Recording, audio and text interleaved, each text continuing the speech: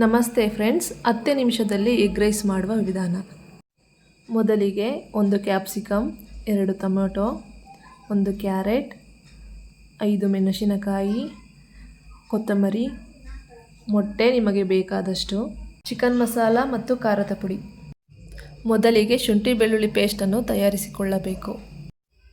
ಆನಂತರ ಒಂದು ಪ್ಯಾನ್ಗೆ 5 ಟೇಬಲ್ ಸ್ಪೂನ್ ಎಣ್ಣೆ, 1 ಸ್ಪೂನ್ ಸಾಸಿವೆ, ಸ್ವಲ್ಪ ಕರಿಬೇವು, 3 ಈರುಳ್ಳಿಯನ್ನು ಸಣ್ಣದಾಗಿ ಹಚ್ಚಿ ಫ್ರೈ ಮಾಡಿಕೊಳ್ಳಬೇಕು.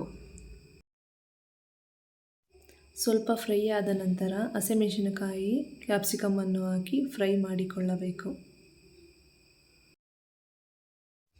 ಆನಂತರ ತಯಾರಿಸಿಕೊಂಡ ಶುಂಠಿ ಬೆಳ್ಳುಳ್ಳಿ ಪೇಸ್ಟನ್ನು ಹಾಕಿ ಫ್ರೈ ಮಾಡಿಕೊಳ್ಳಬೇಕು. ಫ್ರೈ ಆದ ನಂತರ ಟೊಮೊಟೊವನ್ನು ಹಾಕಿ ರುಚಿಗೆ ತಕ್ಕಷ್ಟು ಉಪ್ಪನ್ನು ಹಾಕಿ ಫ್ರೈ ಮಾಡಿಕೊಳ್ಳಬೇಕು.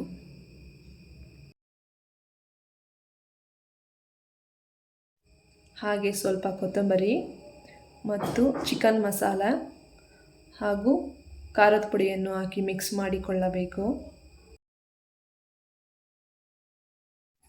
ಹಾಗೆ ನಿಮಗೆ ಬೇಕಾದಷ್ಟು ಮೊಟ್ಟೆಯನ್ನು ಹಾಕಿ ಮಿಕ್ಸ್ ಮಾಡಿಕೊಳ್ಳಿ.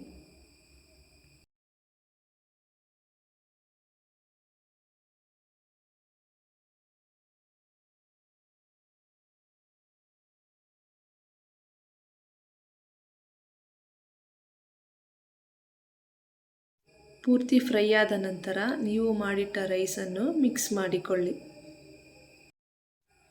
ಕೊನೆಗೆ ನಿಮಗೆ ಬೇಕಾದಲ್ಲಿ ಉಪ್ಪನ್ನು ಸೇರಿಸಿಕೊಳ್ಳಿ. ಹಾಗೆ ಮೇಲೆ ಸ್ವಲ್ಪ ಕೊತ್ತಂಬರಿ ಮತ್ತು ಕ್ಯಾರೆಟನ್ನು ಹಾಕಿ. ಈಗ ಎಗ್ ರೈಸ್ ಸವಿಯಲು ಸಿದ್ಧ. ಈ ವಿಡಿಯೋ ನಿಮಗೆ ಇಷ್ಟವಾದಲ್ಲಿ ಲೈಕ್ ಮಾಡಿ, ಸಬ್ಸ್ಕ್ರೈಬ್ ಮಾಡಿ. ಧನ್ಯವಾದಗಳು.